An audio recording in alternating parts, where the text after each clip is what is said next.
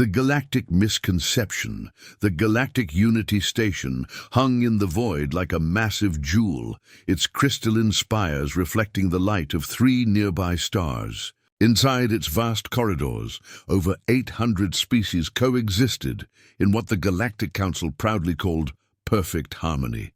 Markets bustled with traders from across the galaxy, diplomats negotiated treaties in floating conference rooms, and scientists shared discoveries in laboratories that defied the laws of physics as humans once understood them.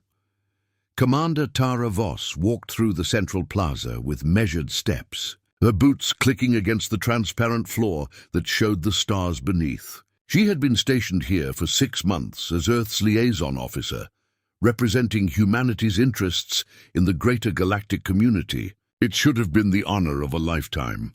Instead, she felt like she was slowly starving. The smell hit her first.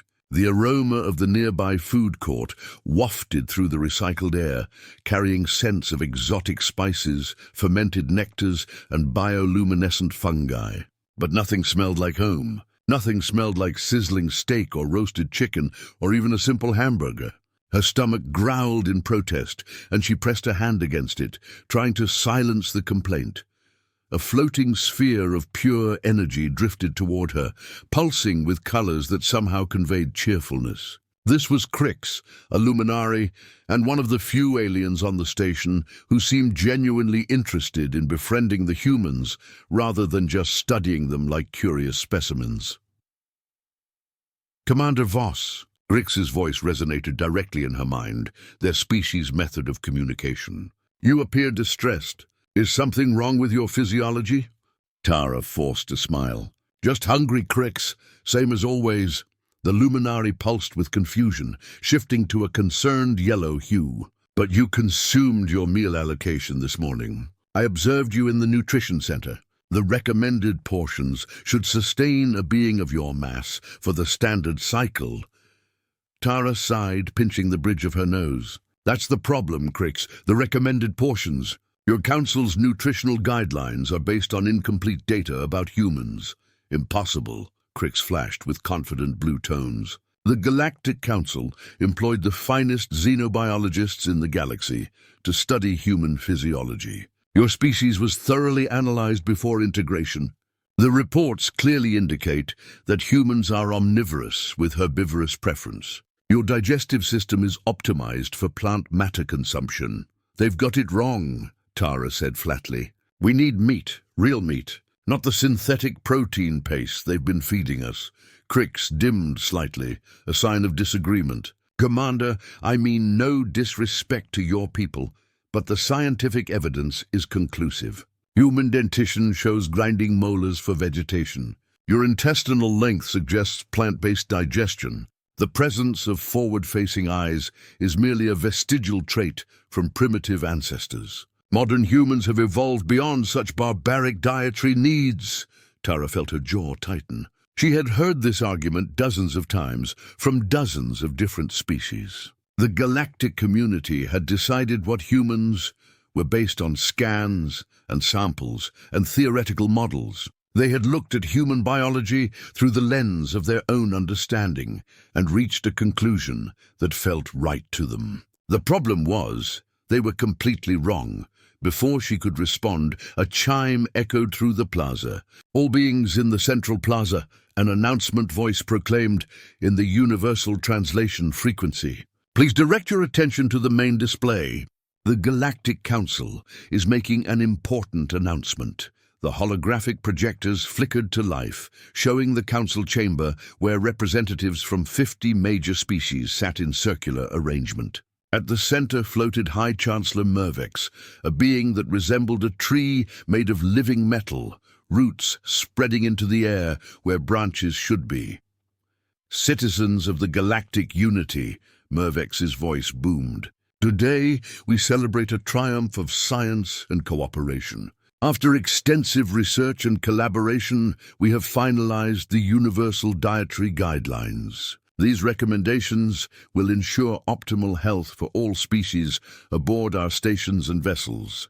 The hologram shifted to display charts and data streams. Tara's eyes narrowed as she scanned the information. There, under the section labeled Humans, Earth, she saw the recommendations. Plant-based proteins, synthesized nutrients, minimal animal derivatives. It was everything she had feared. For our newest members, the humans of Earth, we have taken special care, Mervex continued. Analysis shows that while humans can consume animal matter, they thrive best on vegetation-rich diets. This aligns with our station's ethical guidelines regarding sentient and semi-sentient species consumption. Around the plaza, aliens of various species bobbed, chirped, and gestured in approval. They seemed pleased with themselves, proud of their inclusive and progressive dietary planning. None of them noticed the expression on Tara's face, darkening with each passing moment. You see, Crix pulsed with satisfaction. The Council has confirmed it. Your protests about requiring meat were simply psychological cravings, not biological necessity.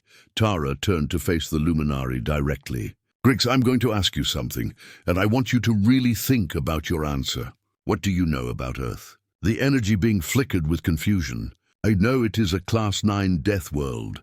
Harsh conditions, extreme weather variations, abundant predatory species. Your people survived against remarkable odds. And what do you think we did to survive? Tara pressed. You adapted. You built shelters, developed agriculture, created civilizations.